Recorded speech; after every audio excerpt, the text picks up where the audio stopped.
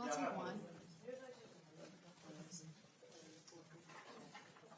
Do I have to put it in here? No, that's fine. Oh, that. I hate going there because the line is always like, and then it talks about everything you page, and I don't like it. I don't like it.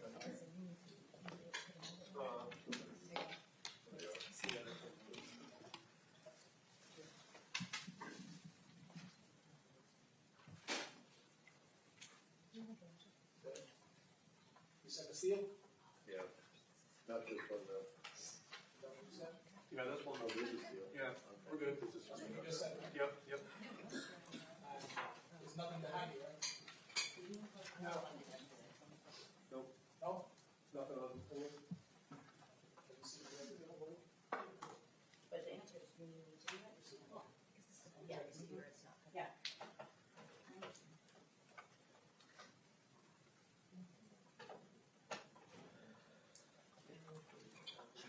I don't need a first aid kit.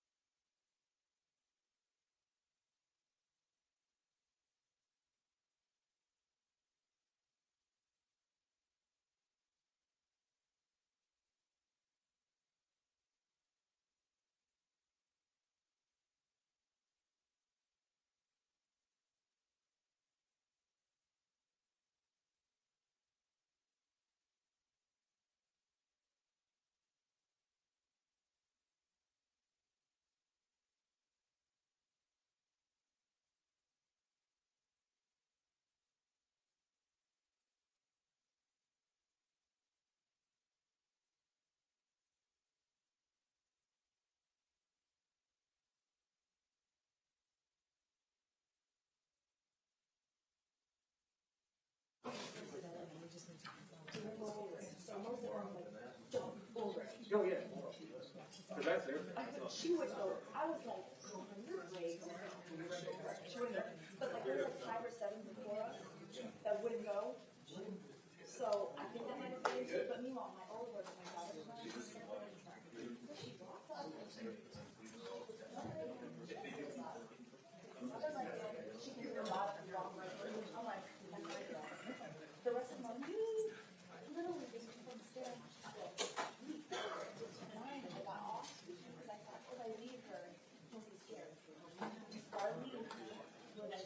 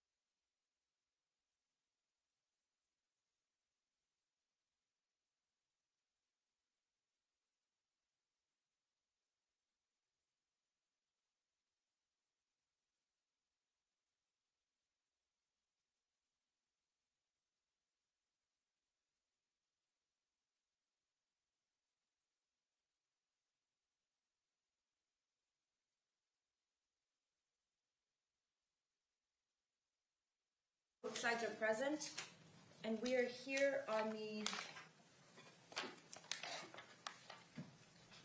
defense motion. Help me out. I know what you're moving to exclude the videos, I just don't remember the number or what exactly you termed it.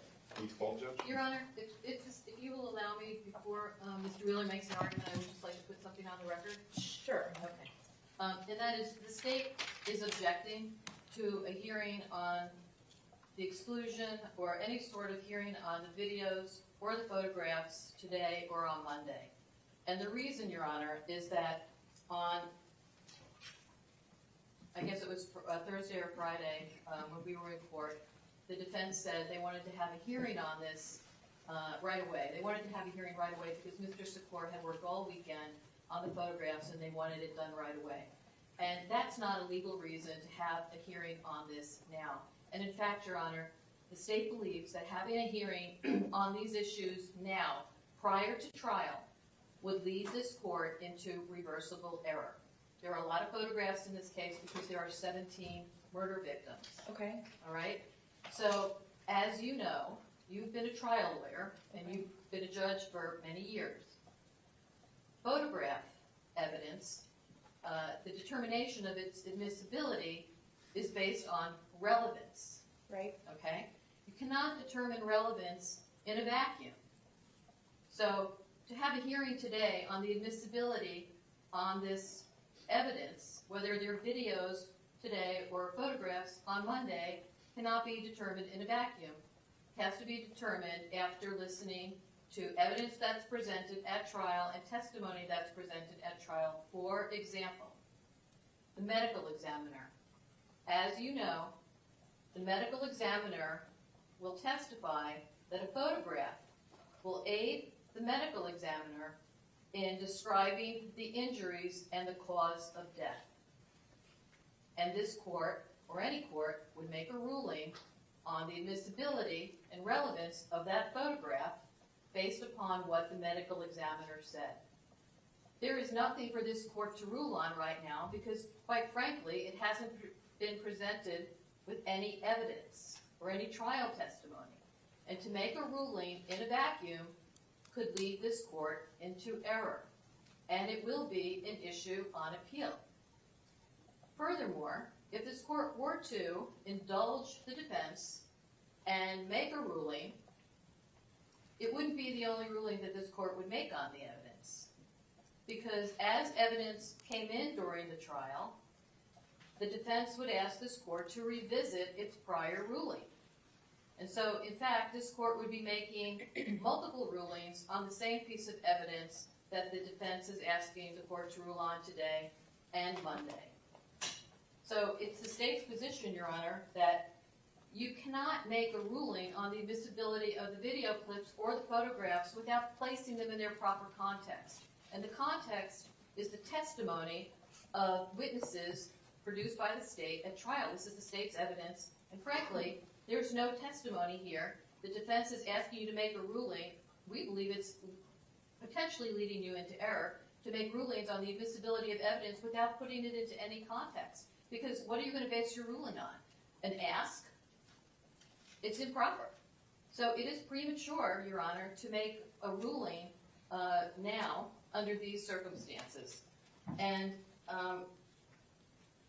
they will ask again, if you were to make a ruling today, they will ask again for you to revisit it. We had a meeting with the defense last week where we had given them a list of all the photographs. We didn't give them the photographs, they already had them, but we gave them a list of the photographs that we had that we were contemplating using at trial. And we told them that if they wanted to discuss any of the photographs regarding their admissibility, if they had any problems with them, we would talk about it. And rather than do that, they decided that they wanted to move and object basically wholesale to all of the photographs and the videos. They filed a motion this morning moving to exclude them.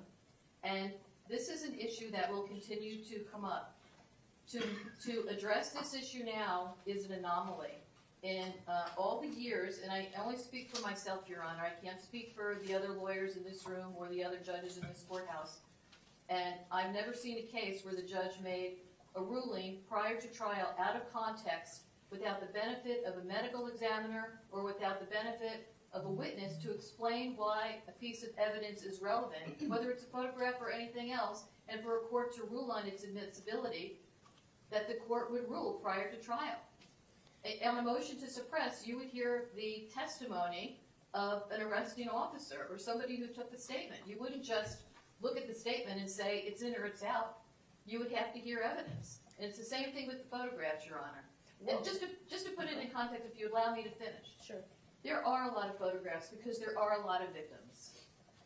We have crime scene photographs and we have medical examiner photographs. But I just want to put, to put it in context, the medical examiner took photographs of one of the victims, and there were 217 photographs taken by the medical examiner, and we're only using 11 of that 217. For one victim. For one victim.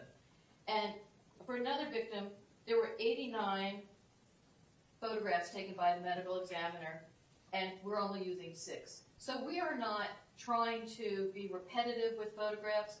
These victims were shot with an AR-15 by this defendant. They have multiple wounds, and we have to depict, for purposes of not just aggravation, but the nature of the crime, the injuries, and the cause of death suffered by these victims because of this defendant. And we're going to do that, Your Honor. And these pictures are relevant, and they deserve the attention to detail that this case is getting from all the parties in this courtroom. We would ask that you defer ruling on the defense's motion until the proper time, and the proper time is after evidence is adduced showing why the evidence is admissible. Okay, I would agree with you as far as the relevance factor goes, especially with the medical examiner testimony, because I would agree, I'm sure the defense would agree that in order to meet the relevance threshold, the state would have to have a witness to testify why exactly the certain photo is relevant. Without having the benefit of the witness testifying, I understand your argument on relevance, but if there are other arguments to be made, is there a reason why I couldn't hear them today? I have reviewed the videos. I won't rule today. I'll rule when the state goes to admit the particular item, or at the time that the state wants to admit the particular item. At that time, I can determine relevance and consider any additional arguments that perhaps the defense wants to make today as a reason why they should be excluded. Or do you think that all needs to be done at the same time? I'm just wondering about saving time since we're here. But I definitely understand your argument to the extent that of relevance. Your Honor, the only arguments that the defense has raised is relevance versus probative value, prejudice. And I don't think that this court can make that determination without looking at all the evidence. It would be a duplication of this court's efforts and time, and the party's efforts and time to make argument now, to have this court use its time. We're all in a time crunch, and then to have it done down the road at another time. The only argument is relevancy. Even on a penalty phase, on capital cases where there's a resentencing, it's the same standard, Your Honor. And I would cite for the record the Kearse case, and that's 770 Southern 2nd, 1119. And I'll read into the record, the test for the admission of evidence is relevancy as to the nature of the crime and not just as to whether the evidence was admissible to prove any aggravating or mitigating circumstances. Court has discretion, Your Honor, as to the admissibility of these photographs. The test is relevancy. This is a proceeding before a jury that has not heard anything. In essence, it's a trial, although the defendant has pleaded guilty. The jury doesn't have to hear this evidence in a vacuum. It needs to have the full benefit of what happened, the nature of the crime, not just the aggravating and the mitigating circumstances. And it's for that reason, Your Honor, that this court, who is also didn't sit at a trial and is coming in here now at a penalty phase, you don't know the nature of the crime, except for what's happened in court here. Sure. And it really is, it's taken, you have to be put in the context of this case as well, Your Honor. You're at a disadvantage to make rulings on the admissibility of photographic evidence, how it relates to the nature of the crime and the aggravating circumstances without hearing the evidence from the state's witnesses.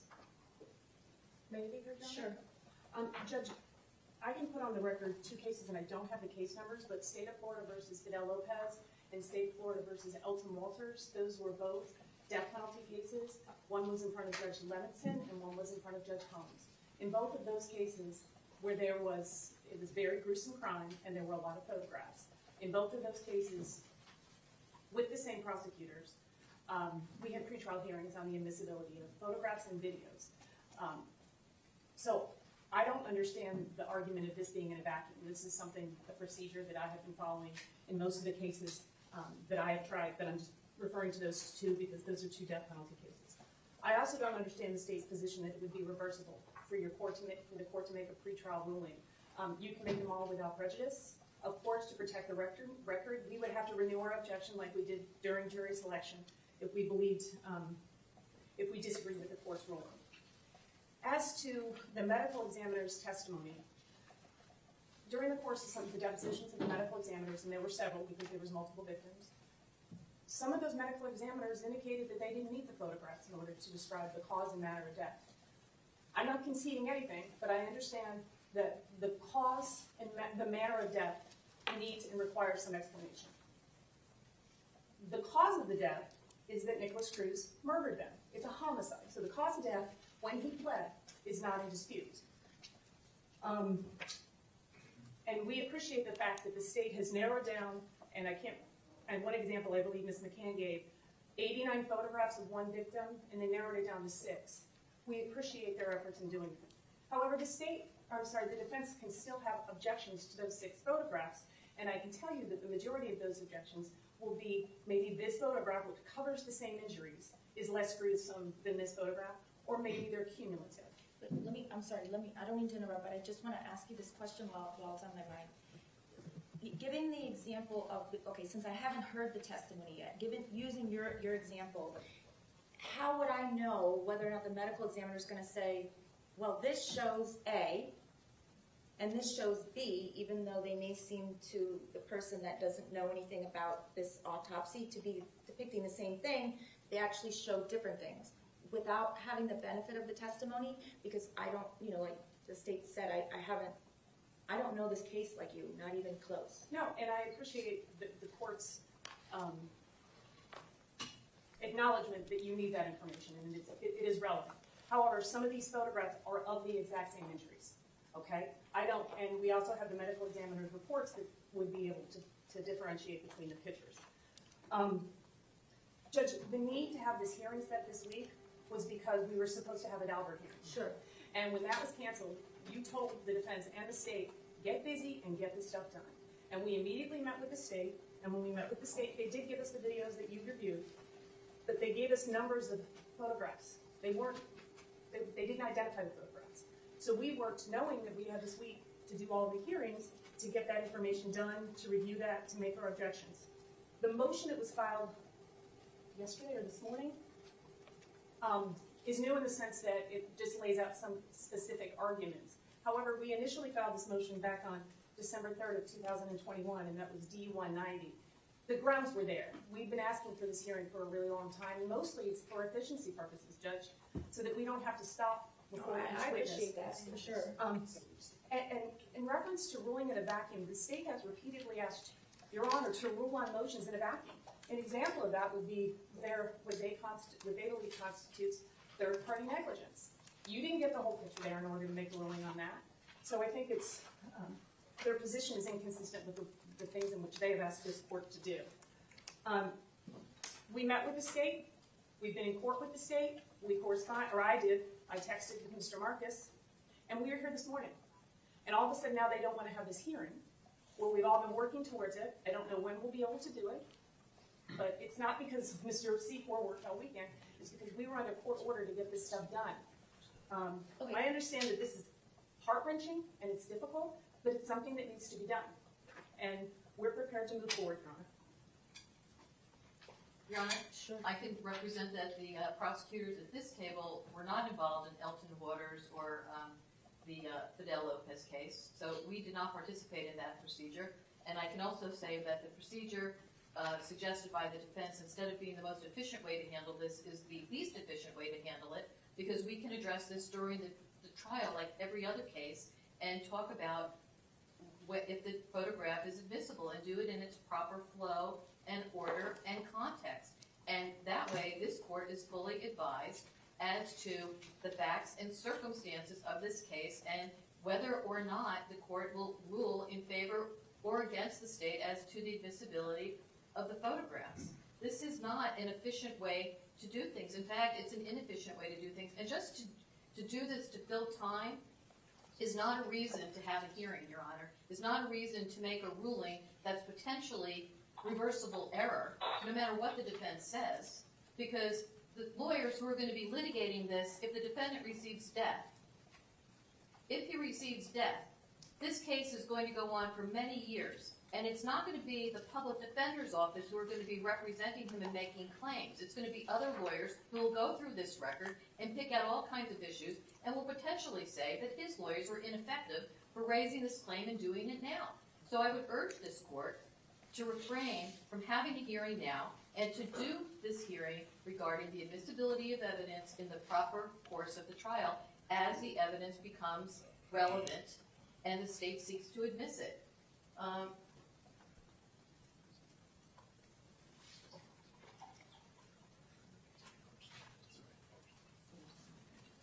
That's all, Your Honor. Okay, so, Judge, may I just add Sure. really quick? The frustration is, the state could have filed a motion back in December of 2021 and said, this is our objection. We have been traveling under the impression that this motion would be heard. We are all working at full capacity, and in order to comply with the court's order, we got this motion ready. And it's not until we walk into this courtroom that this objection is made, when obviously they've had this position for quite some time. It hasn't been heard. So that it's very frustrating for the defense to have to be in this position. And I understand that relevancy is the test, and you may find that most of these photographs are relevant. But there's other analysis that the court has to do, and one of those is that they're cumulative.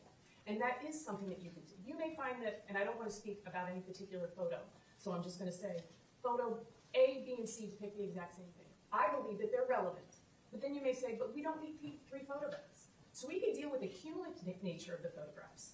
And then when trial comes in, you can make a determination on relevancy.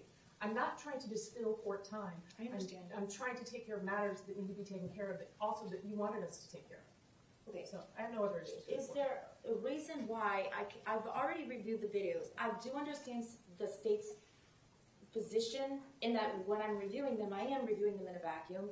And if the names weren't on there, it would be very hard for me to sort of understand. It's hard to understand what's going on because I haven't heard anything that would explain what what's going on, if that makes sense. In other words, I can visualize it, but I haven't heard any testimony to describe what's happening, so it's hard to know what to focus on or what is important or what is not important, or maybe it's all important. However, because I've viewed the videos, I think that I can make the relevancy determination at the time of trial, but I think if there's other arguments, I can hear them now, and then I can defer ruling until trial when I can make my decision. And you all are not going to make, if you make your argument today, you're not going to make the whole argument again, are you? You're going to preserve your objection, I assume. Well, if the court wants to move forward just based on the cumulative nature of some of the videos today, Judge, I would limit my argument to the cumulative nature of the videos. I mean, and I would reserve the relevancy argument for that time when they seek to introduce the photographs.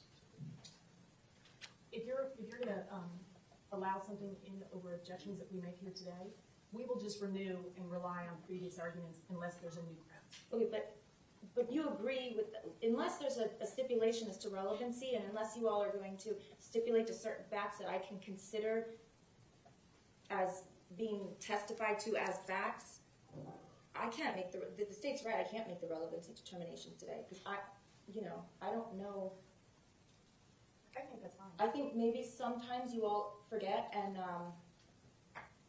and that's through no fault of your own, but there's a lot of times during criminal cases where the judges hear, motions to suppress, and we've heard a lot of motions in this case, but not necessarily fact-related.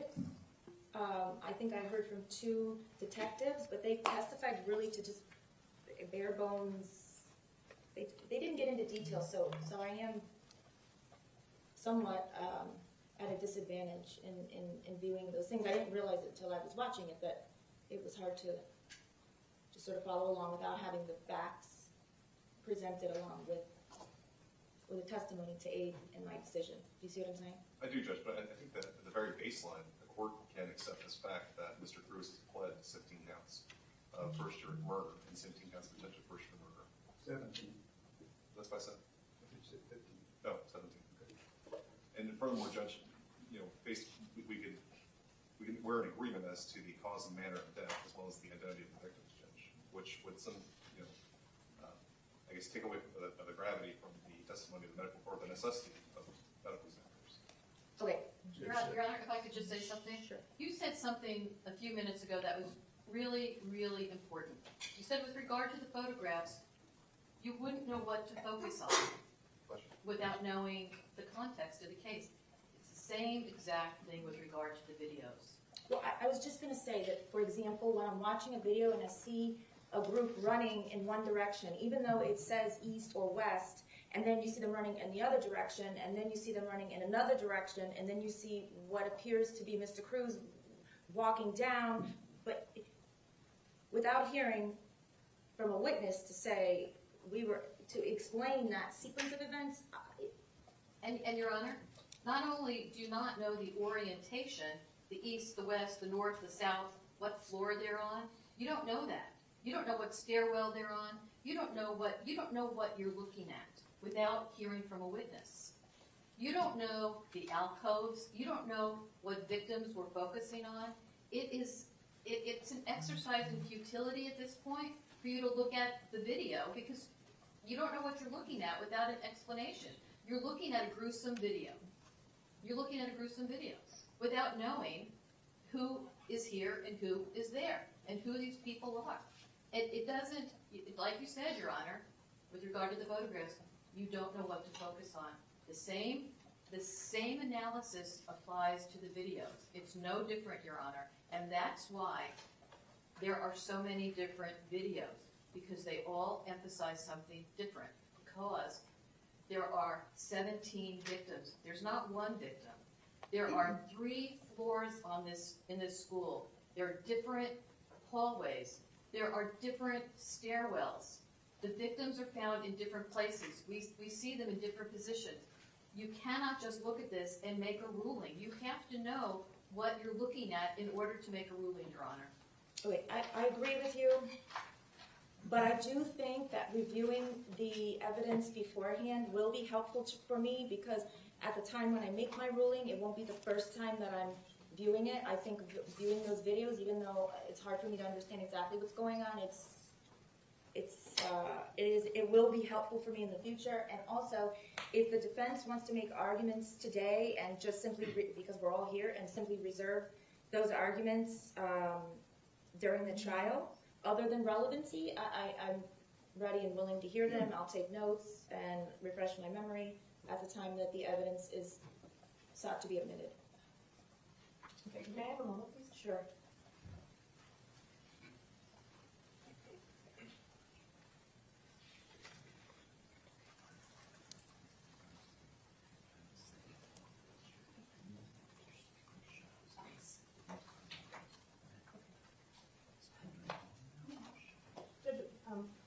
The defense has a suggestion. Sure. Since we have gone through all of the photographs and labeled them, we can send that to the state and they can in fact verify that what we have labeled the photograph is what that photograph represents. And we can put all of our objections in writing. That way, Your Honor, because they are relevancy, cumulative, probative value, of a presidential nature. That way you can review them as before the trial or before the admission of that evidence, and then we can make our objections if they're not clear enough in the written plea. I think that sounds like a good idea. And Your Honor, we Excuse me, just for determination at the trial? Correct. I think that's what you meant. Because you still need testimony. Is that what you're saying? Yes. But you would have a heads up. I think it would be helpful for me to be able to view these things beforehand, even though they're not entirely clear as to what's happening or what the purpose of a certain photo or video is being made for, but it familiarizes, I can familiarize myself so that when I look at it a second time, it's not, I don't have to probably study it as long. All right, so you would like, just like you were given a copy of the videos, you would like a copy of the photographs? If both sides are in agreement, I think that would be helpful for me to be able to rule at the time of trial and not have to take as much time viewing these things.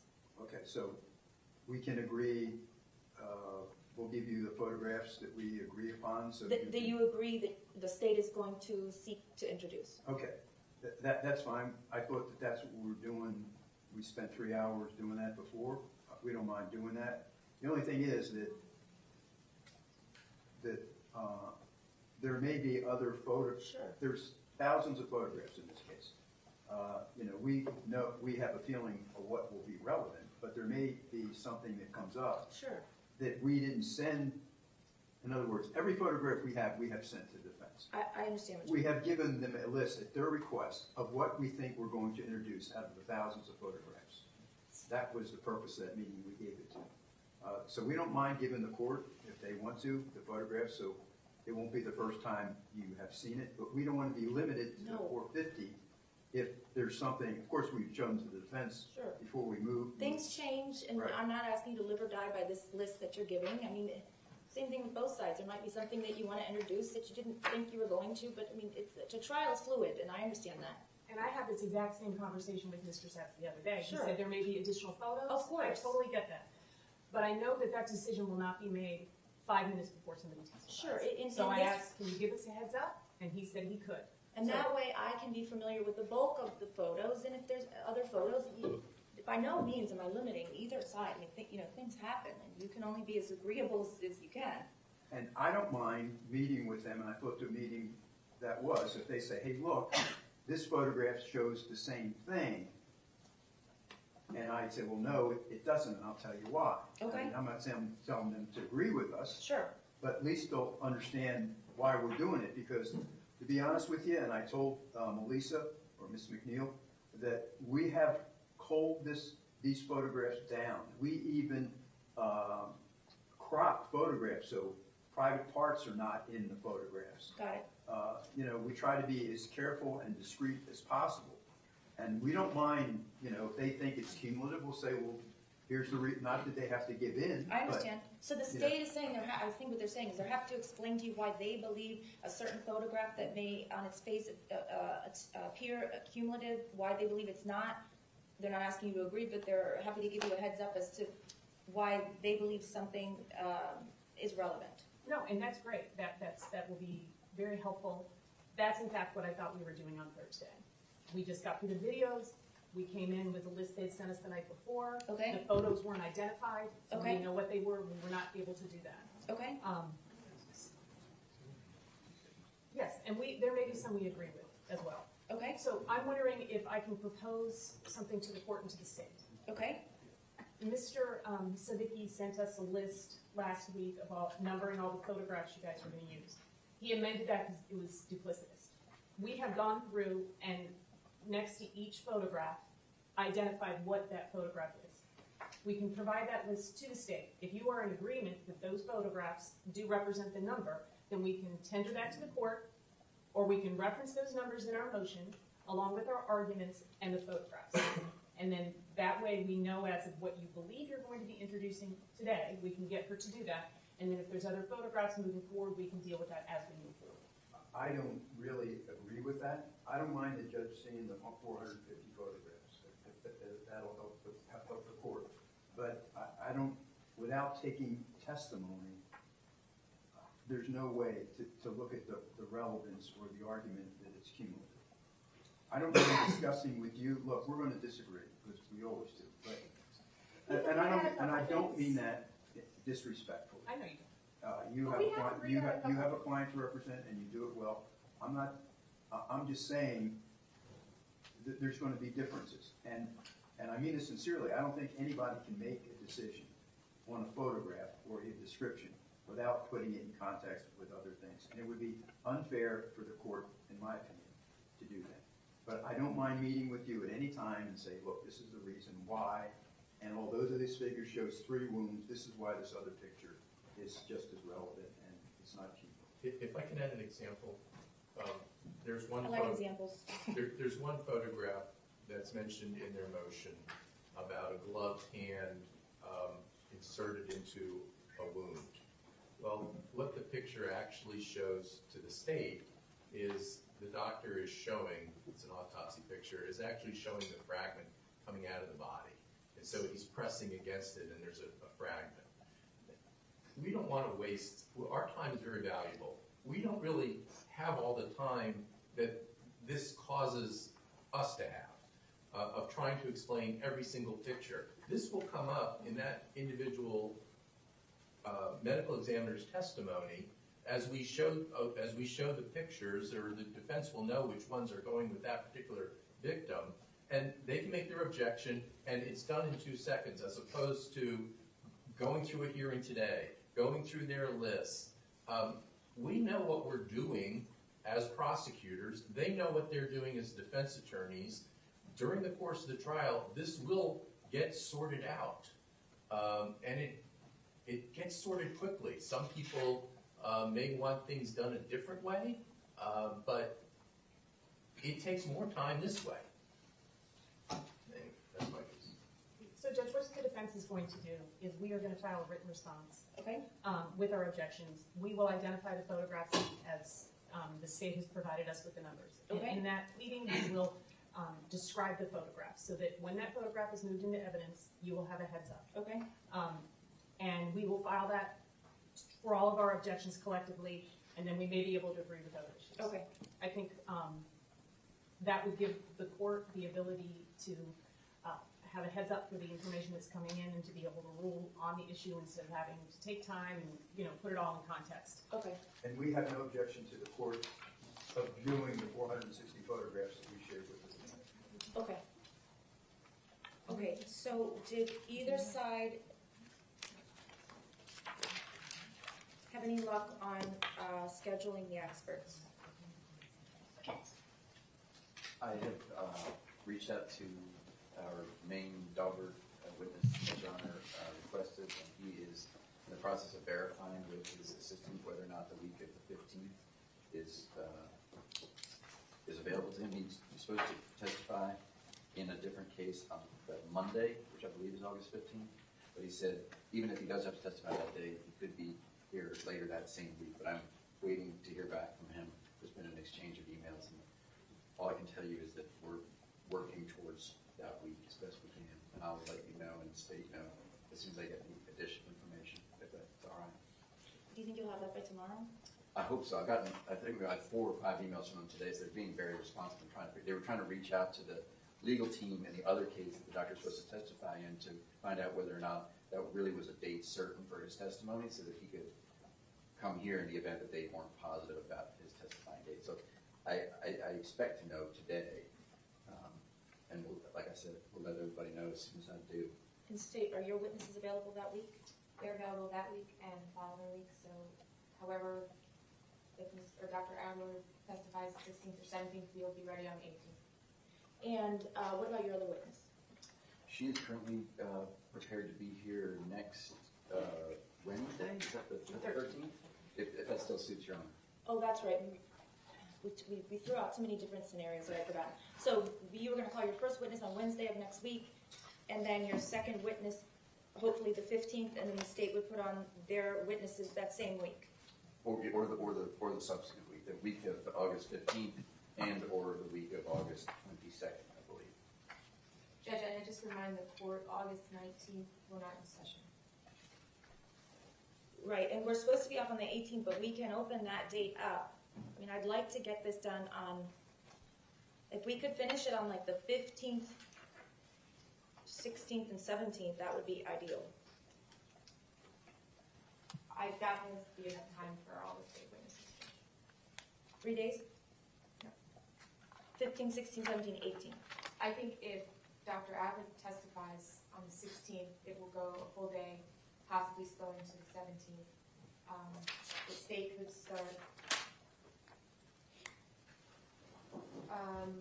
on the 17th with a witnesses on the 18th, and then finish up the following week. That defeats the purpose. I want to take 1 week break to finish this hearing. That would be like a 2-week.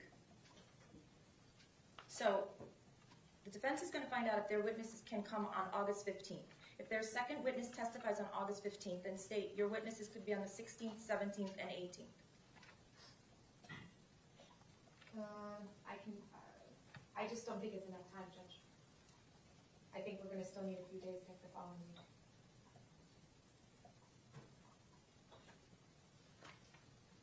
And with the 19th off, unless the court wants to start the 21st, and then yes, I Can we finish with the state's testimony on the 19th, defense?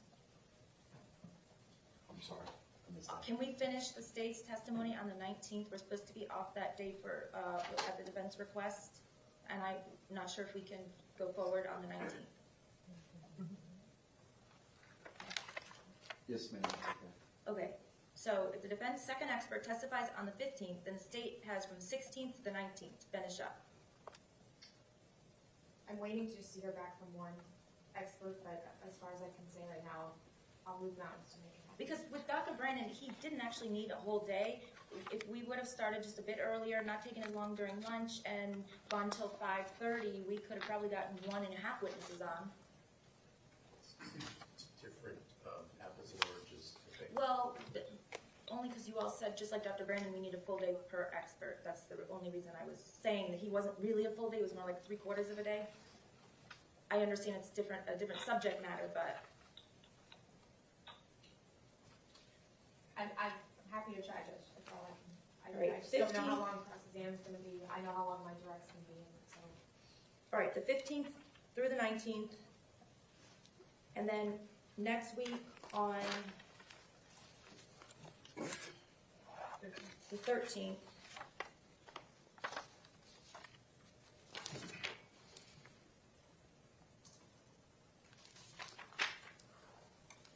the fourth DCA is going to be in here on the Tuesday morning of the 12th. And there is one additional motion that, motion to have a witness, order the witness to answer questions. Yes, Your Honor, our office, I wasn't in direct contact, but our office contacted, I believe her name is Miss Sabina Willard, I believe is the name. Am I pronouncing it correctly? You remember? Okay. I think that's her name, who represents both witnesses. She indicated that she is not available this Friday, and I believe she also indicated she begins a 5-day jury trial on July 11th. I think the best course is to subpoena those witnesses to be in court on a certain day. They're in Virginia, Your Honor,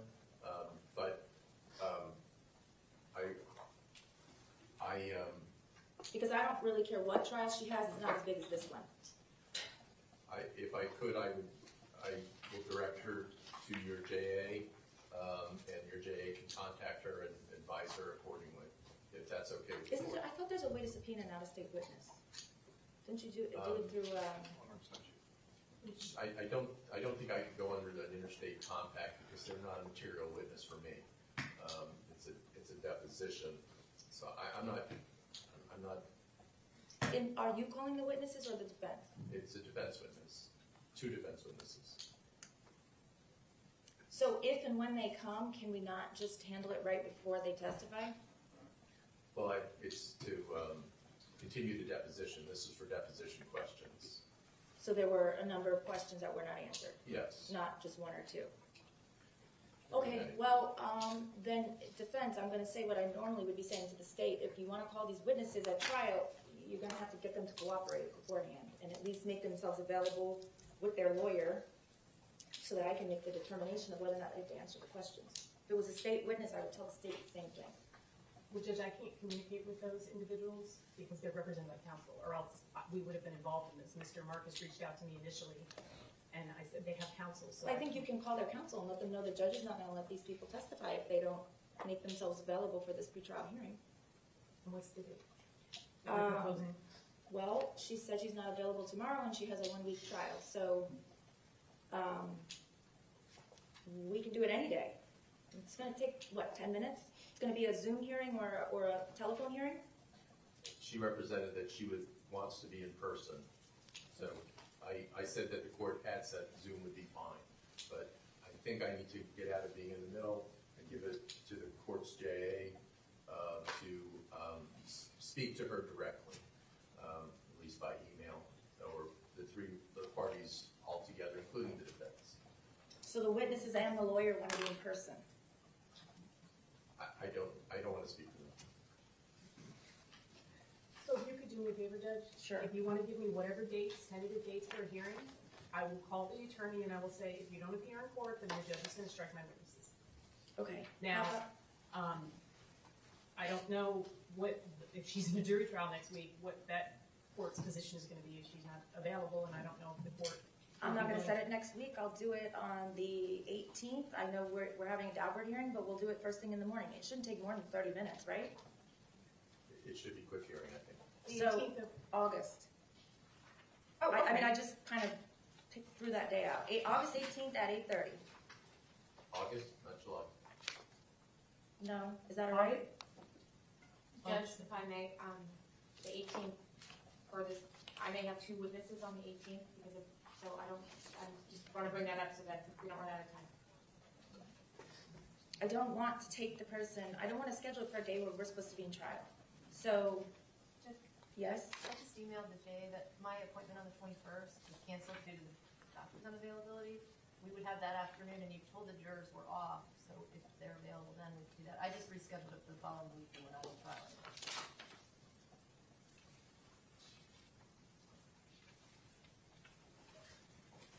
So can I use those 2 possible dates to tell the lawyer? Oh, I see what you're saying. That's perfect. We'll do it July 21st at 1:30.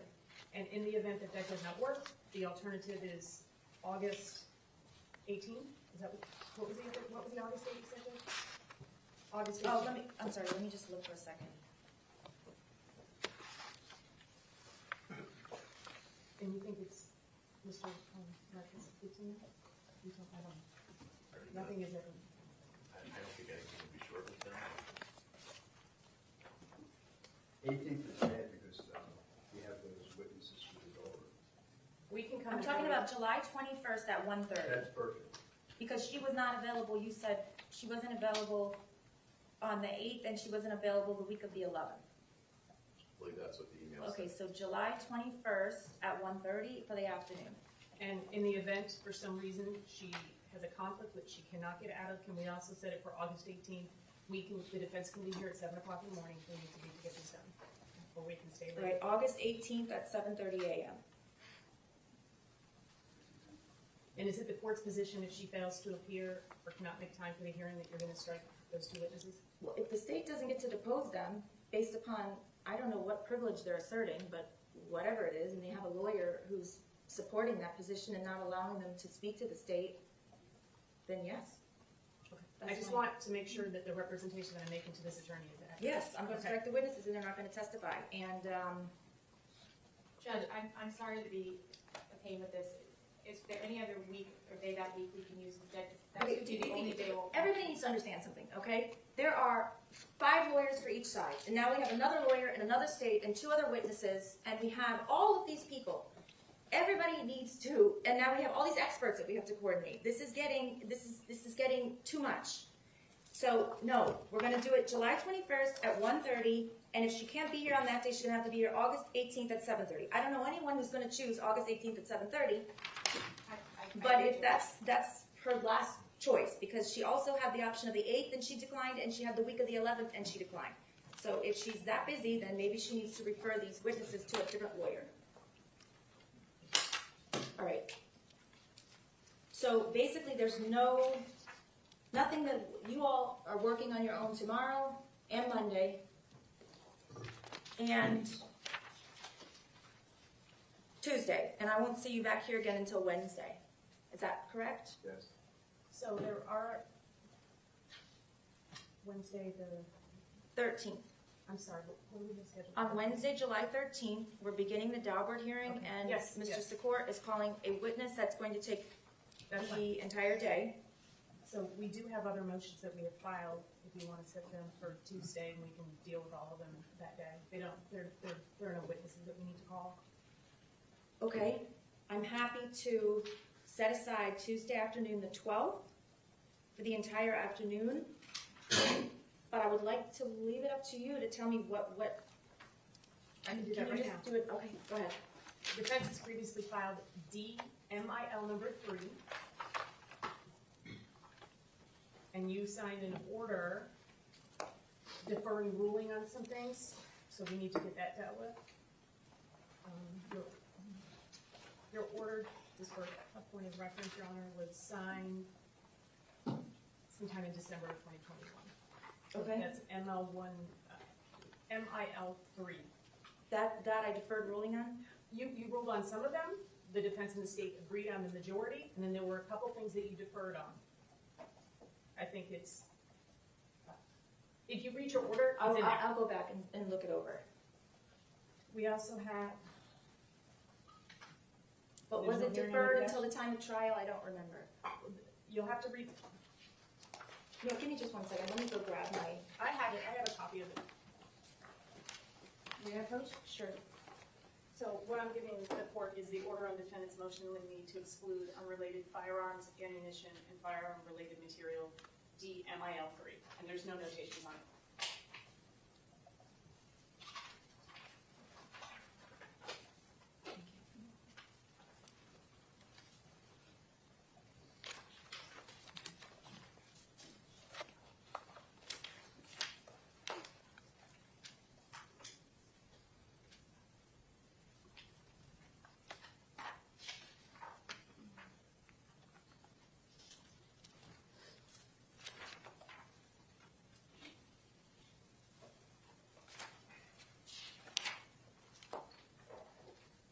By way of example, Judge, in MILQ, which was a packing list, listing the firing pin and the ammunition recovered from the dresser, the court had ruled that it was admissible only if the state could show that the firing pin on the list is the same as the one used in the crime. I don't know if they're able to do that, so you deferred ruling on that. And then R, which is the packing slip from Cabela recovered from the dresser, and you deferred. I don't see R.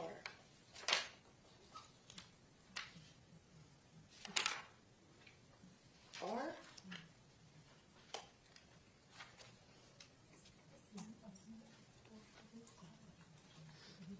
Am I missing something? Is R on the same motion, the same order? Can I see the order, please? Sure. Oh, you know what? It's not in the order, Your Honor, it's in the defendant's motion. And the transcript and your order are in conflict. So if you want me to give you a copy of the transcript, so you But I can, may have said during the hearing, I'm going to defer until I think Yes. about this, and then I wrote an order subsequent, so that would be my order. Do you know what I'm saying? yes.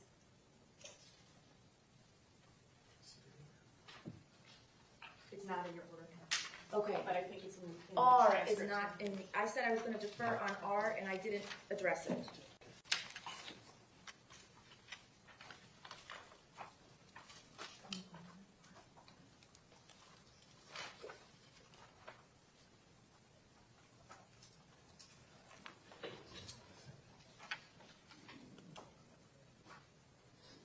And then, Okay, so, excuse me just 1 second. R is mentioned in the second paragraph on page 1. A ruling regarding the item marked R is deferred pending submission of additional evidence by the state. So I assume that would have to be at the time of trial.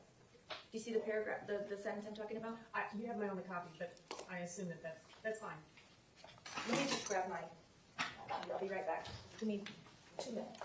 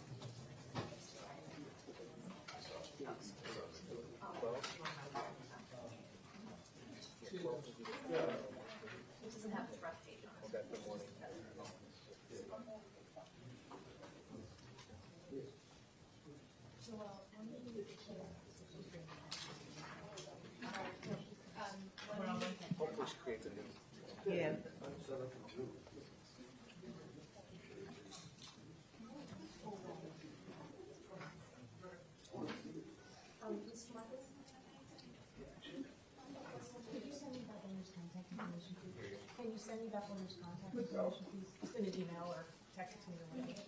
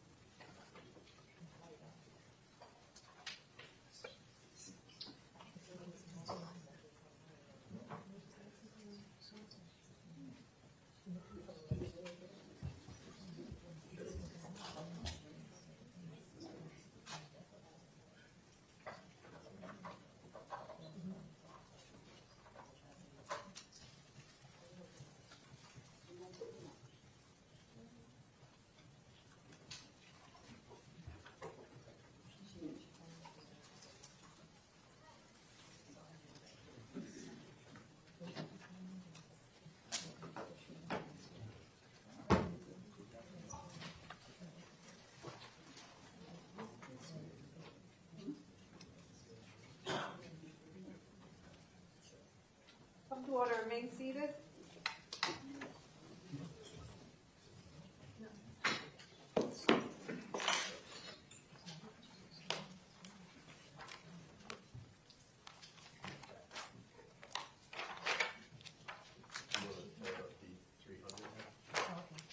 I don't know if she's finished it.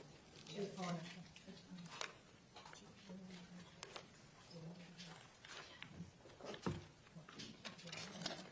You do that with July 12th.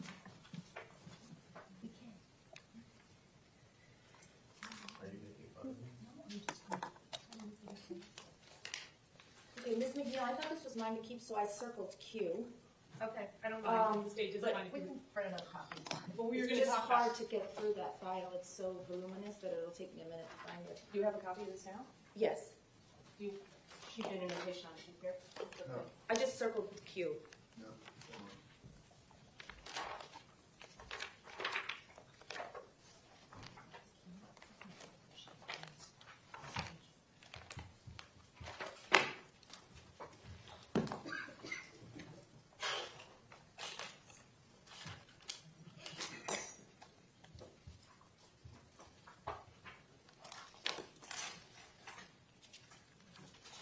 So the order on DMIL 3 was entered 12/6/21, if that makes it easier for you all to find it.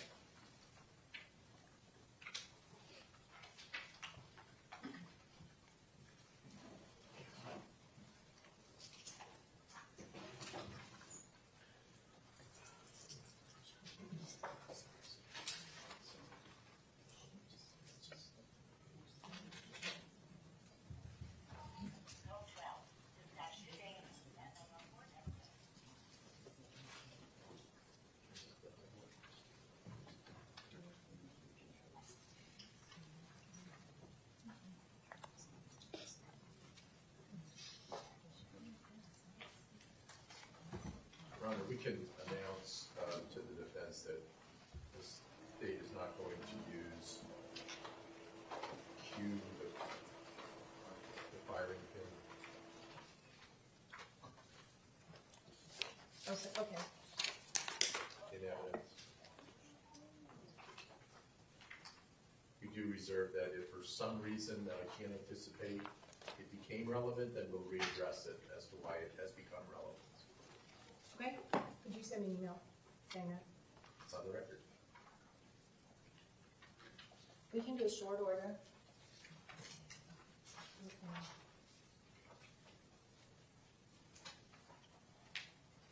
Okay, so that I takes, can write up the short order. that takes care of DMIL 3.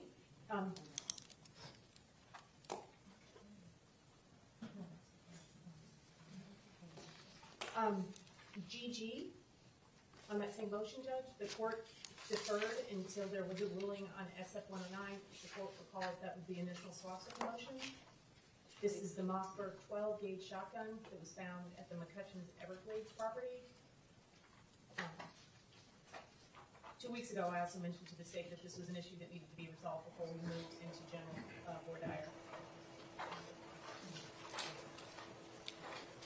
Judge, the admissibility of that, if the state were to seek it, is because it has a swastika on it, that other witnesses would testify that the defendant kept at this property in the Everglades. It's not our intention at this point to use it, unless it's rebuttal evidence. What we've addressed in our motion yesterday was that we were going to use swastika evidence in rebuttal.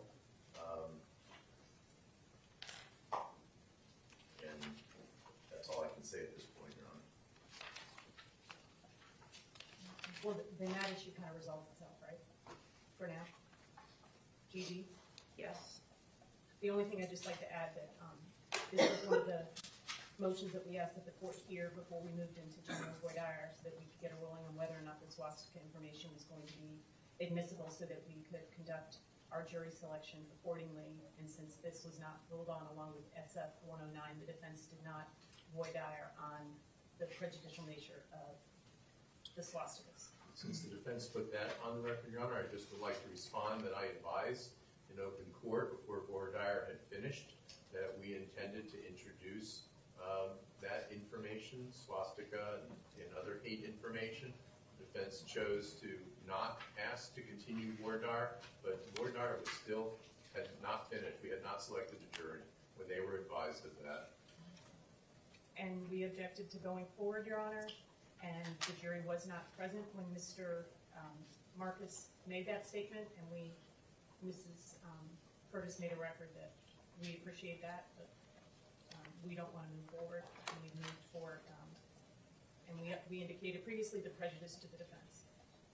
Okay, I'm well aware of both parties' positions. I've also reviewed the transcripts of when this issue was brought up, and we're just going to move on. That's fine. So I think everything has been dealt with for that MIL 3, unless the court sees something that I missed. I don't. Okay.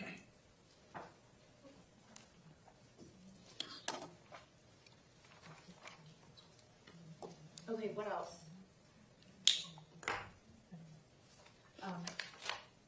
You're going to just rule on MIL 11, which is the redactions from the defendant's statement, right? Yes, I have, as long as both sides are okay with that, I have been provided with the transcript as well as the actual videotape and the parts that the parties are not in agreement on.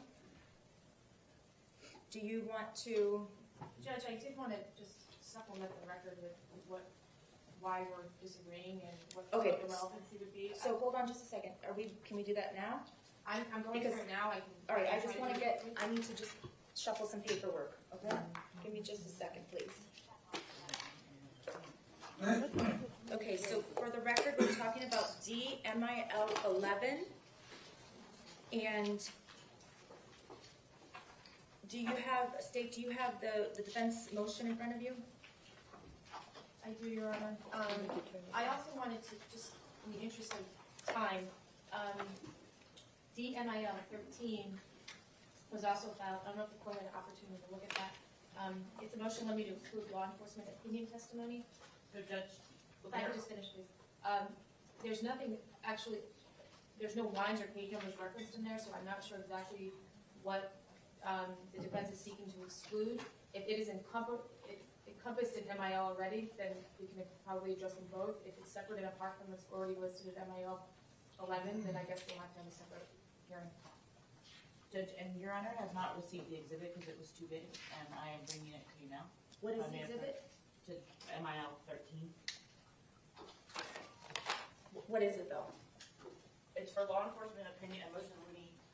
What's on the exhibit? Oh, sorry, it's Detective Cursio's complete reports, which is 896 pages, and his deposition transcripts.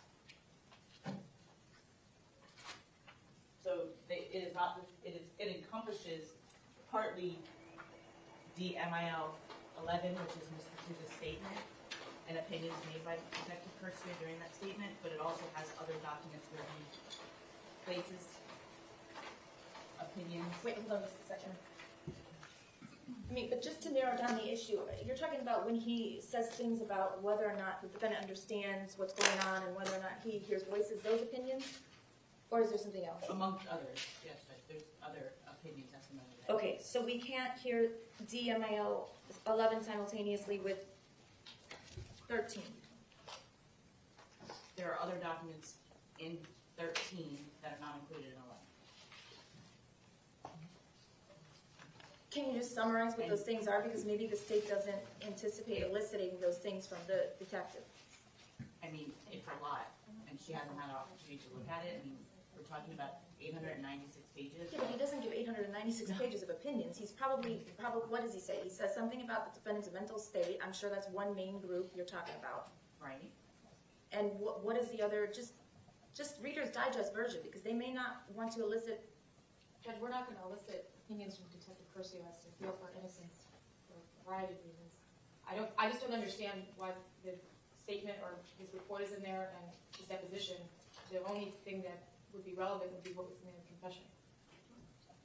I mean, I think the law is well settled. It would be inappropriate for the state to elicit a guilt versus innocent opinion from the detective, or really. Well, that's not the issue. The issue is, Your Honor, as you brought up, commentary and opinions on as to Mr. Cruz's mental state, right? And then the other would be Mr. Cruz's veracity. He shouldn't be able to testify to that, and that is included. The case law is included in my pleading regarding that. But throughout the 896 report, there's multiple times that he makes various opinions. I've highlighted my copy. I'd be happy to share a specific page and numbers to Ms. Giappone, but I do not have that collected right now for her to review. I think it's pretty clear what you can and I cannot ask say, the Judge, detective. I know what the law is. I'm not going to be eliciting opinions without establishing a foundation from any witness. So, and as far as mental health is concerned, the detective can certainly talk about in the confession what he was observing. If somebody was having a psychotic episode or not having one, he's simultaneously watching and talking to it at the same time. The case law is pretty clear, but that can be discussed during the interview. It's an interrogation. Judge, Detective Curcio is not qualified as a mental health expert. I wouldn't be asking him to diagnose him, but if he's vigorously shaking, I think he could testify to that. Of course, to his physical observations is what they're saying. What they physically observed him doing. I mean, why could he not testify to that? That's not an opinion. That's a statement of fact based on someone's direct observation of the person.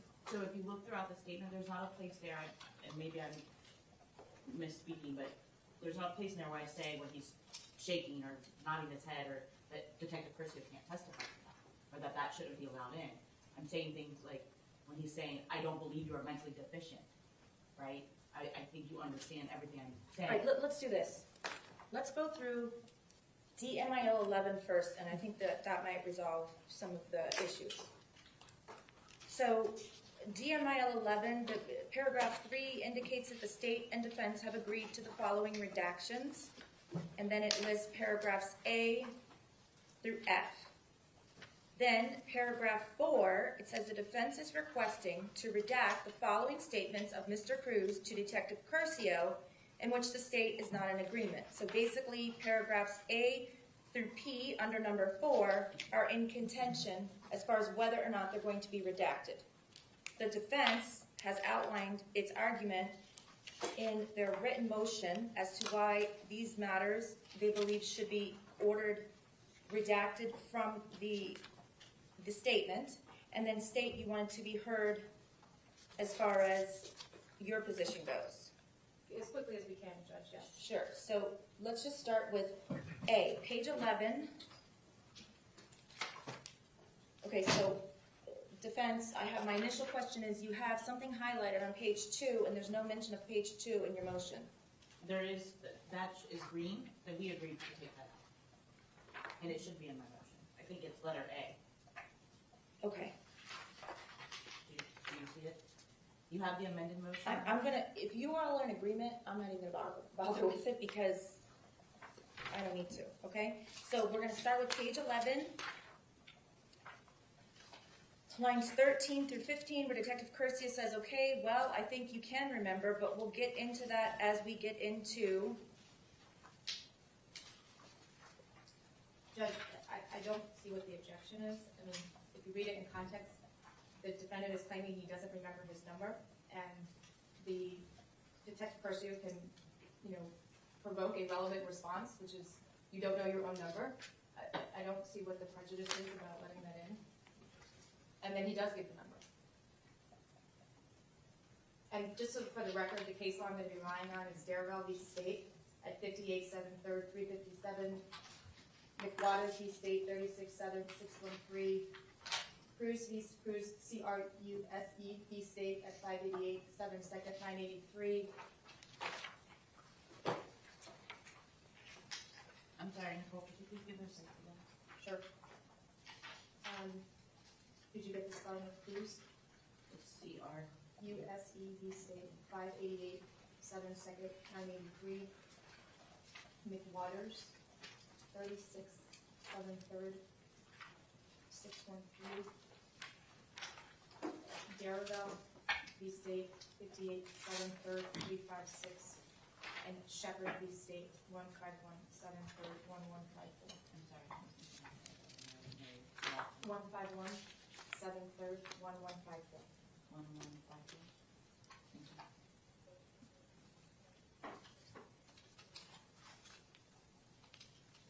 Right. Judge, the only thing that I could say is I need to read these cases. I mean, I haven't had an opportunity to read them. Okay, but, guys, this isn't rocket science. I can read through this transcript and listen to the statement and determine what I think is admissible and what isn't. You all want to have an argument on every single 2 lines? And to be honest, Judge, that's what you said yesterday afternoon. I thought that's what was going to be done. But the state hasn't had time to file a response, so they just wanted to respond orally. I understand, but if they're going to be relying on case law that I haven't reviewed, that.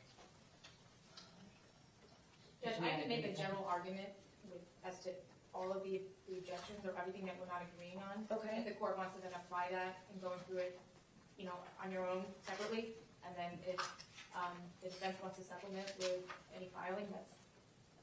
I just think most of this is pretty straightforward, and it's not. I agree. I mean, it's the same, over and over again. I understand the case law.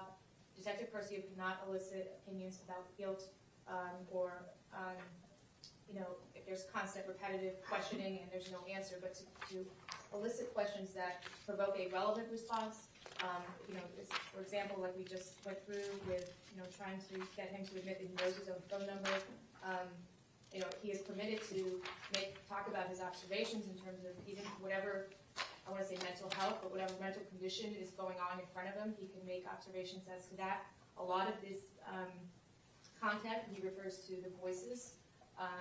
He refers to things that he was doing prior to the incident. That goes to aggravating circumstances. The voices are going to be part of mitigating circumstances, so it's relevant in that context.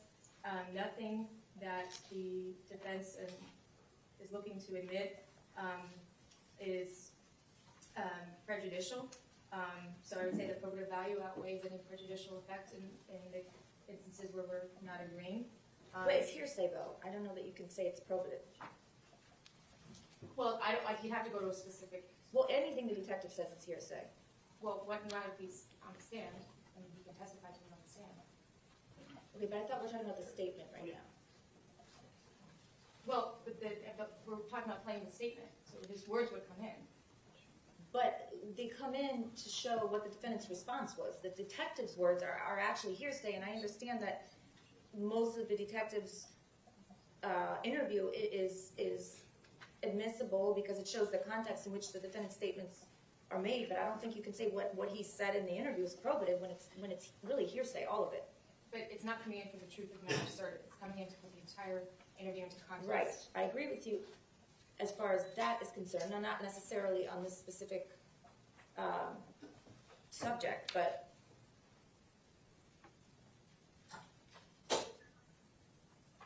okay, go ahead. I mean, that's more or less what I would be repeating over and over again with each one of these lines that we're disagreeing on is that, if he's asking him a question that is provoking a relevant response or provoking a reaction from him, he can confront him with evidence. Saying that he's not being truthful or not being honest with him is not inadmissible because he's there, he's observing him, he has gathered some information, and so he knows what is, a little bit of what the defendant will or will not know at that point, especially his number. And if he's not making sense, then it would be remiss of Detective Pursuit not to continue pressing him to ask him to give relevant answers. So, more or less, that is what the state's argument would be throughout all of these pages. Judge, and if I could just add a couple things. Sure. First of all, what Detective Percio says is not relevant, right? We're talking about the defendant's statement, that's what's relevant, the responses, right? And I believe you touched upon that. Also, our concern is not what the state's going to elicit. Our concern is that Detective Percio continuously has a tendency to comment on issues for which he is not qualified. Mental health, medical, I wouldn't say diagnoses, but medical type information. And we are asking to limit this type of commentary and for him to be responsive while he's on the stand. That has to do with 13, so I'm sorry to mix them a little bit. But that is the main concern. The law that I'm relying on is in my pleading. I stand by that pleading. It does talk about the veracity, not just the guilt and innocence, comments on the guilt and innocence of the defendant. Further, I also place in my motion that I understand that law enforcement is allowed to invoke relevant responses, right? I understand the case law is there. I address that in my motion. So that's Okay, so I can rule on DMIL 11 and 13 without further hearing. Correct, Judge. yeah, I would agree with that. All right. I stand by the pleading.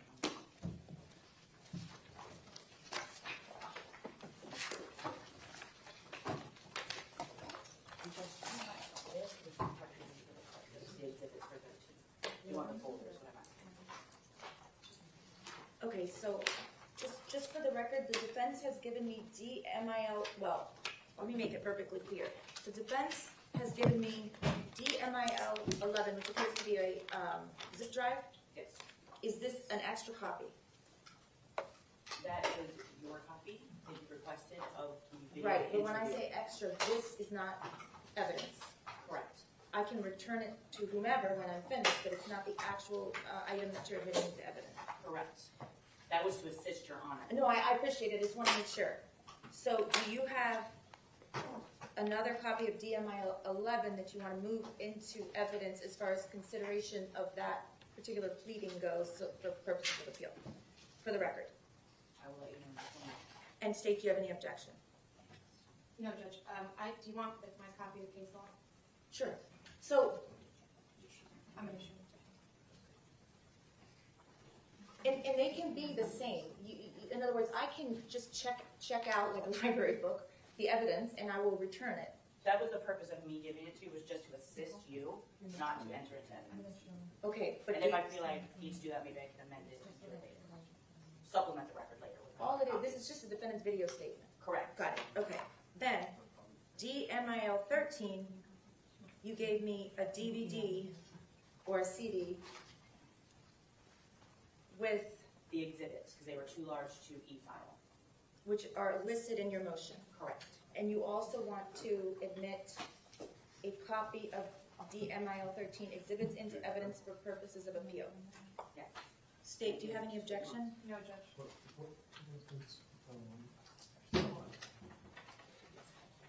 the hearing.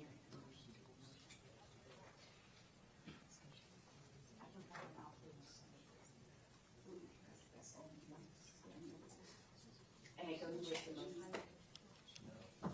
The motion will be filed.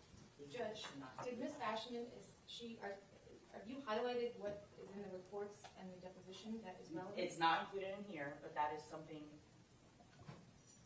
to me, it's work product. I was not going to share that, but I would be happy to share that with you and make a chart of the things that I found.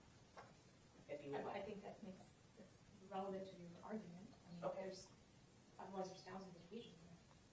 I have nothing to Well, do with 896. give or take. That's fine. I have no problem doing that. Would Your Honor like a copy of that too? You mean to narrow down exactly what you feel is not admissible? Yes. As opposed to giving me 900 pages of... Well, that's also the deposition transcripts. And that I don't have narrowed down. We would would object to the exhibit as being so vague. I'm sure the deposition is hundreds of pages as well, and then his report is almost 900 pages, and the motion is very general as to law enforcement opinions are inadmissible. How could the court possibly know what the defense is talking about? Judge, I can fix this problem. Okay, I will take these back okay. and Wait. waive your, You're not taking not MIL 11. correct. You're gonna take this? I will provide the court with, and the state, and the clerk with another dip, just because the documents are so long. Okay. With my highlighted. What you part. believe is the subject at issue. Correct. Will that make it better for you?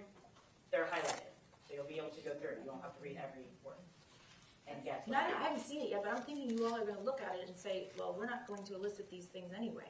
I don't know what they are, but, The motion just might as well say follow the rules of evidence, and we will. all right. So just so it's clear, Judge, our concern is not with the state eliciting improper testimony, okay? We understand that they know what is permissible and what is not permissible.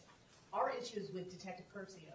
When he gets on the stand, he tends to ad-lib and add things that are not admissible. We're using his report as an example of that. He literally cuts and pastes from Wikipedia what he thinks Mr. Cruz's diagnosis is. He makes interpretations as to what is happening on certain phone calls. Okay, but Right, so we're trying to limit what Detective Curcio will be saying when he testifies, because he has a tendency to do that. So we're just gonna, the statement, or his 900 and something pages, is to give the court an idea of his tendency to go outside his lane. Now, we don't anticipate that the state is going to be doing that improperly. He has a tendency to do that. So we just want a ruling or an order from the court telling Detective Curcio, you're not a psychologist, you don't need, something like that. So that he doesn't have a tendency to ramble on the way that he does. I think the state's on notice now. What happened to the old-fashioned way of just me telling the state, pre-try your witnesses and make sure they know what they can and cannot testify to? And there's also objections that defense can make if a witness does that. I mean, that's what objections are for, hearsay, whatever. All right, you're on notice, state that defense is of the opinion that Detective Curcio talks about things that he is not qualified to talk about. Detective Curcio is a very seasoned detective, however, I would instruct him to not make any opinions he is not qualified to make. Or his commentary that he has a tendency to make, as demonstrated by the motions to suppress where he testified. I think he knows the difference between what he can put in a report and what he can see on the witness stand. I would hope so. All right, let's not do this back and forth, especially when there's multiple lawyers. It's like my dinner table. So just to be clear, the court would like my highlighted copies. Listen, I think that I can't rule on every single issue that may possibly come up. I understand your concern, but I think you putting the state on notice, and so that they have the opportunity to pre-try their witness in the way that they want to, and make sure. I'm going to expect from both sides that you all pre-try your witnesses so that they don't have diarrhea of the mouth or say something that's inappropriate on the stand. And so if you want, I'll issue, this is a standing order. I expect at this level, both sides to pre-try all of their witnesses and to go over sensitive areas that the witness may or may not know they're allowed to talk about. And I'm also going to be paying very close attention so that if I see something that's coming, I'll be either interrupting or waiting for an objection. In other words, if I can see where a witness is going and it's in a place that's not going to be good, I might say, can we have a quick sidebar or something to that effect? I don't think it's going to happen in this case because the lawyers on both sides are very experienced, but thank you, Your Honor. we should all be on notice about that because sometimes even an experienced witness just, We just want to try to prevent a mistrial. I absolutely agree. On both sides, so. Absolutely. If we have a court order, that helps. Do you want me to put it in an order that I expect both sides to pre-try their witnesses and review in advance the rules of evidence? When you make your ruling on DMIL 13, that language could be included. Well, that is my ruling. Okay. Can we have a written order? Sure. Thank you. Well, I'm sorry, and I think that might be entertaining to the individuals in this courtroom, but when something like that happens, instead of us combing the transcript, then we have a document that we can. No, refer to. I understand, Ms. McNeil, but you're a very prepared person, and unfortunately, I can't anticipate everything that might happen, but I appreciate you guiding me in that direction of I think pretrial orders are definitely the way to go, if you can anticipate everything, but some of it, we're just gonna have to. And I agree, Wait but and we have examples with Detective Curcio, and you know what, I don't wanna try this case again, I'm sure the state doesn't wanna try this case again, so if we can try and do things to prevent potential misconduct. Absolutely. So we have a couple other motions that will probably be filed by the end of the day, they're quick, if we wanna put it on, what half day did you give us next week? Tuesday, July 12th at 1:30. And by the way, while we're here, let me say this, the 4th DCA, I guess, comes with the U.S. Marshal Service. I didn't know that. And so they're gonna be carefully combing through this courtroom before they start on Tuesday, so everything has to be removed, all your personal stuff, please. If there's anything that's a real pain to move, I have room in my conference room. If there's something that you all need to store there, that's fine. I don't, Is the printer okay? I assume. Can we store the table again back in? Absolutely, absolutely. Thank you. Judge, we also provided the state with the preliminary jury instructions with some proposed changes. I'm just gonna let the court know that, maybe if they don't agree, then we can also deal with that on Tuesday. Are you talking about preliminary jury instructions as in the rough draft of the final jury instructions? Or are you actually talking about 2.1, et cetera? Like 7.10. 7.10? No, that's fine. I may have already read it. Let me just see.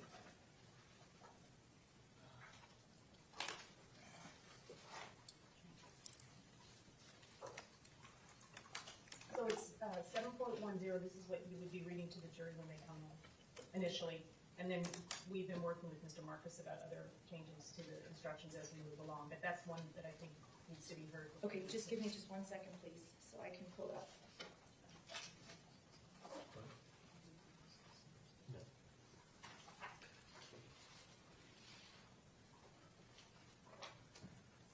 Your Honor, regarding 7.10, if we could discuss that on Tuesday. Sure. Yes, Ms. Oh, I see, because there was no guilt phase, it's gonna have to be modified.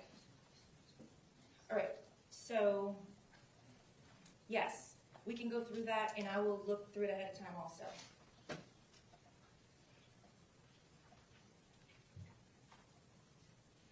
So I am inclined, even though I've read it to them previously, but to reread, I think it's 2.1, which just talks about how they cannot discuss the case even with your closest friends and family members. People may be interested, but you have to tell them kindly to go away, and I'm paraphrasing, obviously.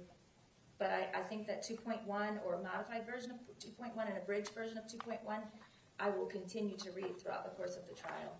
The defense has no objection to that. I think it's always just a good idea to keep reminding them. And then the defense would also request that when the jury appears every morning, if you ask them if they have been exposed to any media, anything, even accidentally, that they need to bring to the court's attention. Somebody may have talked to them, not knowing they were a juror. The defense would like that inquiry. If you want, I can get the court a proposed inquiry, and then you can work off of that, or you can deny my request. Either way, that's something we would like. I'm not saying that it's right or wrong, but I've never done that before. Is that something that's commonly done in this type of a case? Well, it's a high-profile case, so even if somebody is, avoiding the news or avoiding, what we would commonly see, they could be on Instagram and there could be something, or they're at a restaurant and somebody's talking about it, or who's on their TV. So I think that it would be prudent to make that inquiry every morning. So if a juror does, then we can just do that then, instead of after the fact, 2 years later when they're interviewed. Oh yeah, I knew about this, I saw that. It's not commonly done, Your Honor. Great. Why don't you put together what you propose, show it to the state, and I'll hear argument on it on Tuesday as well. Okay. No problem. me, or do the lights in this courtroom, some of them go off? Oh, because all of a sudden it'll look like the storm's coming, because the back section gets so dark. That's weird. I don't like that. Right behind you all, the lights go off, I guess if there's no movement. So it appears from my vantage point that like there's a bad storm coming and it's getting dark, but it's not. It's because the lights are like the kind of Publix where they don't go on until you walk down the aisle. It's Florida. Ah, there we go. It's kind of ominous. I don't like it. Okay, is there anything else for today? And also, as far as Mr. Wheeler, this is your zip drive with those videos. So I will put it, what I did is I took my personal judge stationery and I put it in that envelope, and I'll put it in my conference room, and I'll give it back to you when we're finished with the issue. Is that okay? That's fine. State? Okay, and then I don't know who's providing the photographs, but if you're going to put them on this type of a format, I'll do the same thing. I'll keep it secure, and I'll just return it to you when we're finished. Okay. Okay?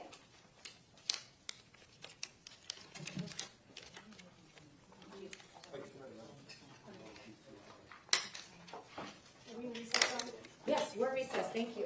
Judge, we're printing the cases because I have written on mine, so I'm sending you a clean copy. Okay, thank you. So in recess until Tuesday, 1:30. Yes, just to be clear, we're in recess until Tuesday at 1:30. Quiet, please. Whatever you, I don't know how, until it, well, just be prepared that on Tuesday morning, there's going to be lawyers from both sides sitting at the tables, and make sure they have some room, okay? In other words, when lawyers leave notebooks and things laying around, and other lawyers come in, they don't want to sit down and feel like they're violating their space, you know what I'm saying? So just take all of your work product with you, please. Yes. Or you can get it tomorrow if you have access.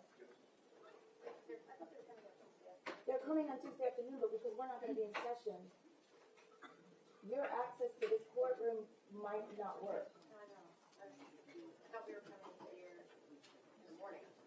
No, the fourth PCA is in here on Tuesday night. From my understanding, I don't know why they have federal law enforcement, but they do, and those people take their job very seriously. They're going to sweep the courtroom and go through everything. They're coming in the morning, we're coming in the afternoon. Correct. Okay, I have. No, but so the courtroom, anything you don't want bothered or touched or, then examining for whatever they examine Right, for. no, I understand, I read your calendar, it's not wrong, and I thought it was the other way I around. thought it was. No, I think I just read it wrong, and I thought it was.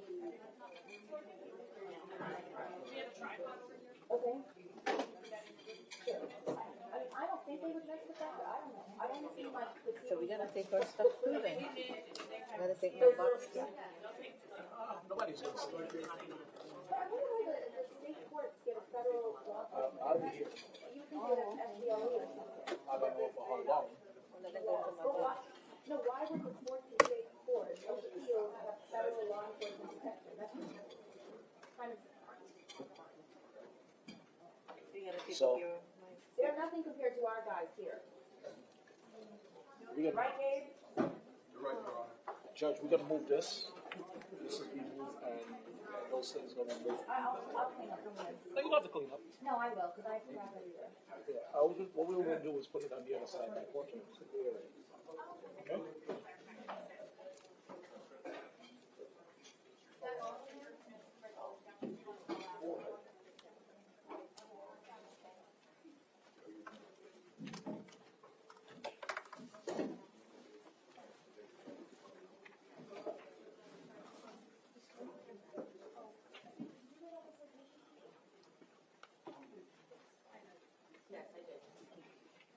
Yes, sure.